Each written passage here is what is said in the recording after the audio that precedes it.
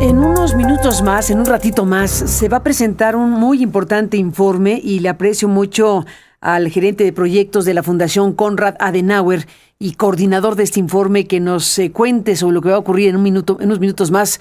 Después de las 9 estaremos siguiendo de cerca la presentación formal, pero le aprecio mucho a Juan Pablo Campos, de la Konrad Adenauer, que nos cuente de este informe sobre las elecciones judiciales 2025. Estamos hablando de un balance crítico, estamos hablando de lo que se documenta aquí, estamos hablando de lo que se está planteando de manera muy puntual, no solo por la baja participación ciudadana, sino por las influencias políticas en esta primera elección judicial extraordinaria que tuvo lugar en junio de 2025 y lo que ha representado todo esto para México. Lo que significa y significó, no hablemos en pasado porque sigue significando y significará para efectos de la instrumentación de una reforma al Poder Judicial draconiana que derivó, entre otras cosas, en la primera elección extraordinaria judicial que tuvo lugar en aquel junio de 25, en donde fue un escaso número de ciudadanos para ejercer este voto. Y bueno, es importante saber ¿cuáles son los ejes de este informe Elecciones Judiciales 2025, balance crítico, que está por presentarse? Juan Pablo Campos. Juan Pablo, gracias por estar aquí. Bienvenido. Hola, Carmen. Días. Muy buenos días. Muchas gracias por el espacio y un saludo a todo tu auditorio. Igualmente, cuéntanos de qué va bien esto. Ya hicimos una presentación general, pero cuéntanos los hallazgos. Sí, quizá primero decir, este informe se presenta en un momento verdaderamente crítico para el Estado de Derecho en México, ¿no? Y se presenta en un momento en donde después de la elección judicial de 2025 y después sobre todo de la reforma judicial del año 2024, pues hubo una necesidad real y urgente de tratar de analizar cuáles eran las implicaciones y sobre todo la implementación de la reforma judicial hacia el año de 2025 en las elecciones. Y sabíamos además que esto era un esfuerzo titánico, ¿no? Tratar de analizar todo lo que suponía, todo lo que implicaban las elecciones judiciales y requería una enorme cantidad de esfuerzo, requería analizar una enorme cantidad de aspectos diversos y en esa medida nuestro propósito fue sumemos esfuerzos con organizaciones de la sociedad civil como México Evalúa, Juicio Justo, el Centro para la Investigación de Crímenes Atroces, Documenta, entre otros, además algunas universidades como el ITESO en Guadalajara, la Universidad Estatal de Florida, la Universidad de Monterrey y una organización internacional como la Fundación Konrad Adenauer, quien coordinó estos esfuerzos para tratar de analizar todos estos aspectos y en última instancia, lo que este análisis demuestra y lo que tratamos de hacer es tener un análisis muy riguroso, independiente, ciertamente crítico, pero también propositivo, Carmen. El objetivo en última instancia es poner a disposición de los tomadores de decisión, de quienes llevan en sus manos las riendas del país, opciones de cómo mejorar un modelo que indudablemente no funcionó bien en 2025 y los hallazgos que están en este informe esperemos que sirvan para tratar de arreglar muchas de estas fallas y minimizar los riesgos de elegir a personas juzgadoras por voto popular. Pues muy importante lo que dices, Juan Pablo, un análisis riguroso, crítico, pero también propositivo. Te propongo que vayamos en ese orden. ¿Qué es lo que están ustedes identificando críticamente de lo sucedido? Los puntos principales de la crítica a todo esto. Sí, yo creo que en primer término, una de las cosas que se ven a lo largo de todo el informe es la celeridad con la que se implementó la reforma judicial en 2024 y la enorme cantidad de vacíos legales que existieron desde la regulación en la Constitución y después en las leyes secundarias correspondientes, donde todos estos vacíos dieron lugar a una enorme cantidad de impugnaciones, a retrasos en el proceso electoral, y esto requiere urgentemente una reforma legislativa que corrija muchos de estos aspectos de la reforma judicial. Pero esto es solamente uno de los problemas. Otro de los problemas que se identifican y que además recorre todo el informe en sus 9 capítulos a cargo de las organizaciones a las que me referí en un primer momento es fundamentalmente el tema de los acordeones, que es, tú lo decías en algún momento, un auténtico escándalo, así lo decías en tu programa y nosotros coincidimos, fue un escándalo y tuvo como consecuencia que la elección judicial, más que una elección que reflejara verdaderamente y auténticamente la decisión de la mayoría de la sociedad, fuera más que nada una simulación. Esto tuvo un efecto en primer lugar en términos de principios democráticos y de manera muy particular en el principio de neutralidad del Estado, porque queda muy claro que hubo recursos públicos y autoridades públicas que se entrometieron en la elección judicial de 2025 y por otra parte, además, la equidad en la contienda, porque había una ventaja estructural para determinadas personas candidatas que aparecían en los acordeones. Tan es así que el aparecer en un acordeón, y esto lo demuestra el estudio a cargo de SICA, del Centro de Investigación de Crímenes Atroces AC, señalan muy claramente que si una persona candidata aparecía en un acordeón, tenía entre el 70 y el 100% de probabilidades de en última instancia resultar electa. En el caso de la Suprema Corte, el 100% de las personas que resultaron electas aparecían en los acordeones. Todos fueron propuestos por el Poder Ejecutivo, lo mismo ocurrió en el Tribunal de Disciplina Judicial y los porcentajes varían, pero todos son por encima del 50% en los distintos cargos a lo largo y ancho del país. Y por supuesto, también una de las cosas que se señalan es el análisis de cómo se implementó esto en los 19 entidades federativas que implementaron la reforma judicial desde 2024, y que llevaron a cabo elecciones judiciales en 2025, señalando los problemas en las boletas electorales, analizando, por ejemplo, cómo debe de mejorarse la cadena de custodia de paquetes electorales, porque hubo un ejercicio amplio de observación electoral en conjunto con la organización Juicio Justo y Coparmex, y en esa medida esto lo que hace es un barrido muy general, pero también con mucha especificidad en algunos temas concretos, tratando de definir, como yo te decía yo, cuáles son los grandes retos y cuáles son las recomendaciones específicas que tienen que seguirse para que la elección de 2027 o 2028, ya veremos lo que ocurre en materia de reforma electoral, pueda en última instancia resolverse y tener una elección judicial que permita garantizar que los mejores perfiles resulten electos, porque lo que está en juego, Carmen, no es exclusivamente el Estado de Derecho, sino sobre todo lo que esto significa es los efectos que esto tiene para las personas que se enfrentan al sistema de justicia, es decir, para la mujer que está buscando una medida cautelar porque está en una situación de violencia familiar, para quien busca una pensión alimenticia, para quien ha sido víctima de un delito. Si no tenemos personas juzgadoras independientes, no podemos tener un adecuado sistema de justicia y esto, por supuesto, tiene una merma directa en el sistema democrático en México. Ni más ni menos. En el punto propositivo, ¿qué están planteando?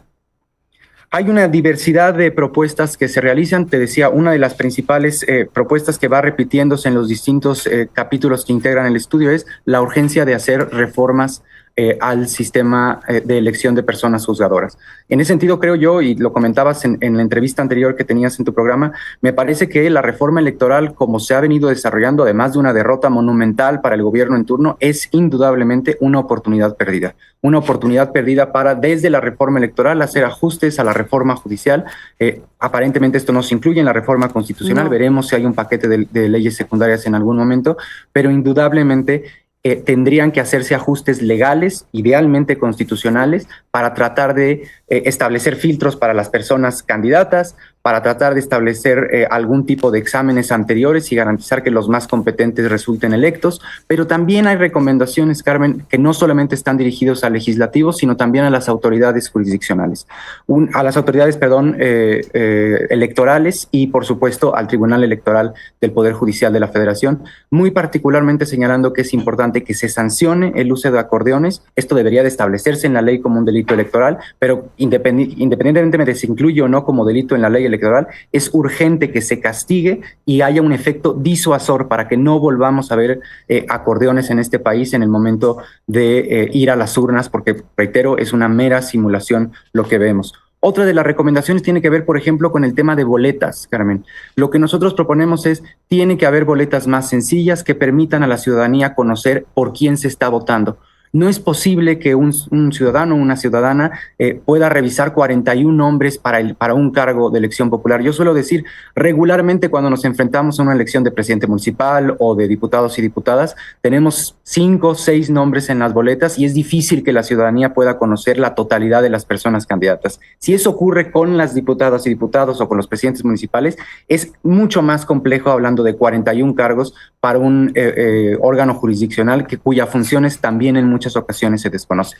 En ese sentido es importante no solamente eso, sino tratar de reducir el número de personas candidatas que aparecen en las boletas. Hoy tenemos más o menos 6 personas candidatas por cargo. Eso tendría que verse significativamente reducido para llegar a 3 personas candidatas, una por cada poder como máximo, y podríamos incluso reducirlo un poco más.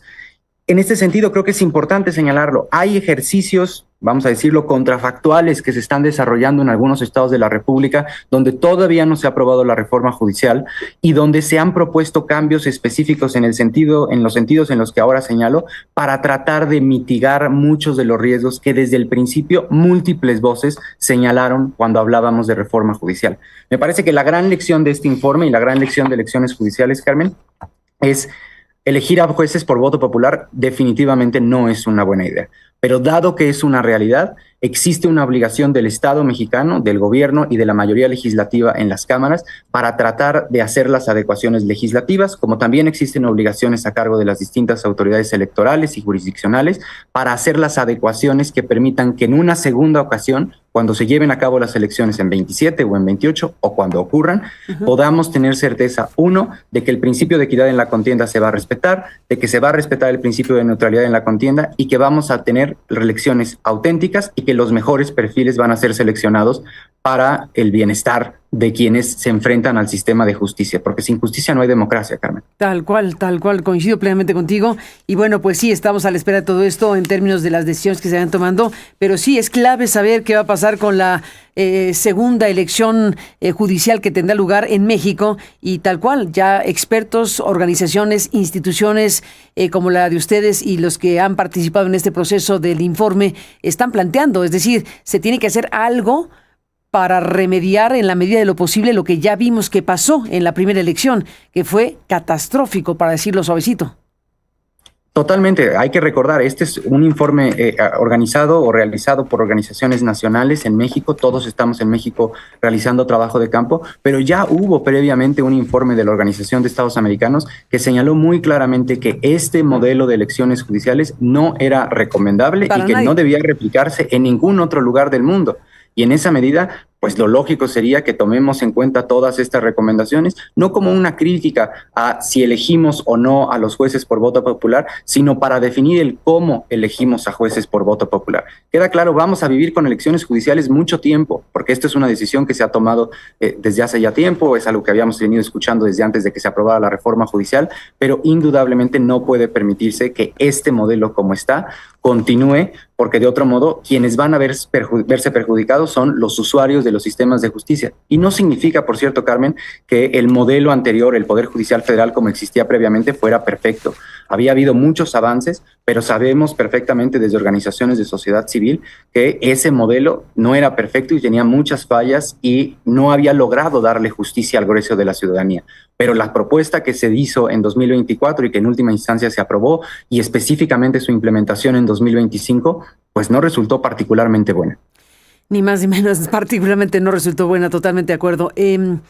Déjame cerrar esta conversación agradeciéndote mucho la charla, Juan Pablo, de esta información que nos compartes sobre este informe Elecciones Judiciales 2025, Balance Crítico, de la Fundación Konrad Adenauer México, coordinando el trabajo de otras organizaciones, el trabajo tuyo de la Fundación junto con Juliana Ramírez Reynoso, los dos coordinadores, Juan Pablo Campos y Juliana Ramírez Reynoso, coordinando el trabajo de muchas otras organizaciones importantes. Déjame detener en una que es México Evalúa, y quiero hacerlo porque estamos también viendo cosas muy delicadas que sin duda van a afectar la calidad de la democracia en México por muchas razones. Veo que México Evalúa, que es una organización muy importante, es una de las organizaciones que se están viendo afectadas por la resolución que tomó el SAT para evitar que las personas que donen recursos para que cosas como estas ocurran, para que tengamos informes,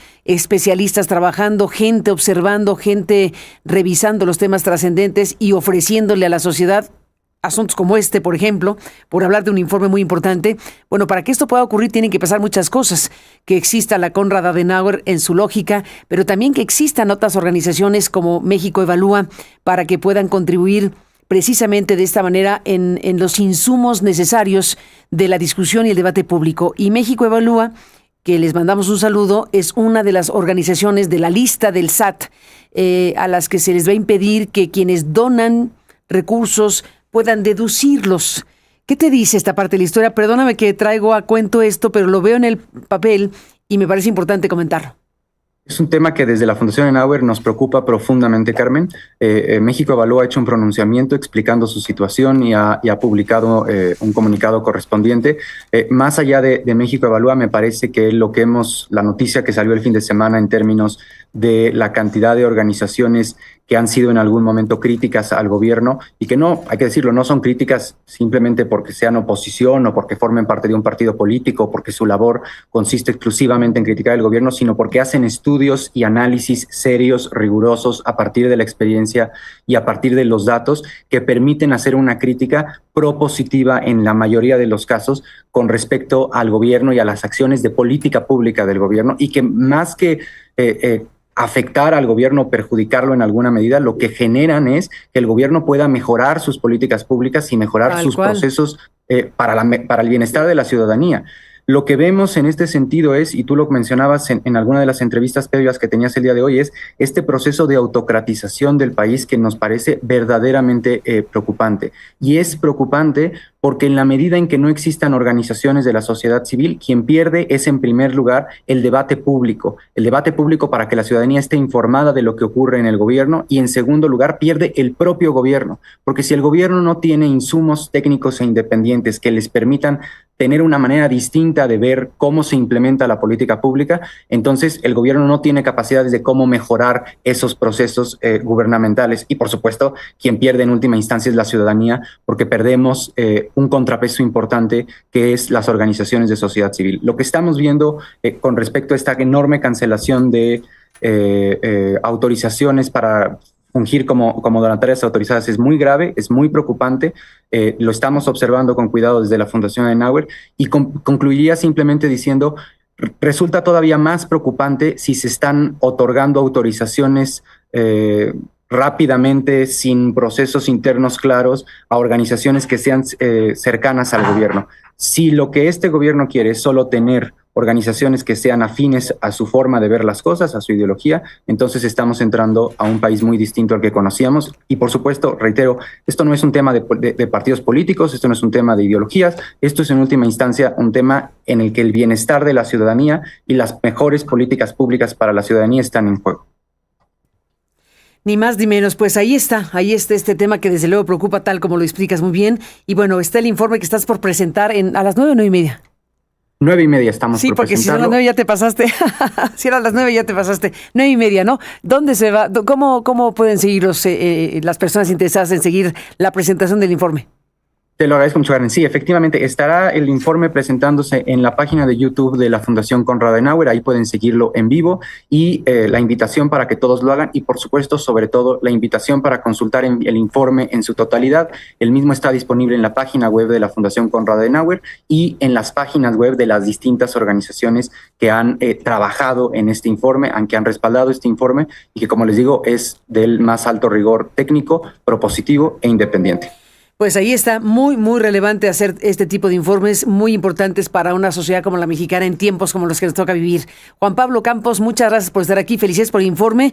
A ti, a Juliana Ramírez y a todo el equipo de especialistas de todas estas organizaciones e instituciones que han colaborado para que este informe exista y se ha presentado el día de hoy, este balance crítico de las elecciones judiciales en 2025. Suerte, Juan Pablo. Hasta la próxima. Muchas gracias, Carmen, y un saludo a todo tu auditorio. Igualmente. Buen día.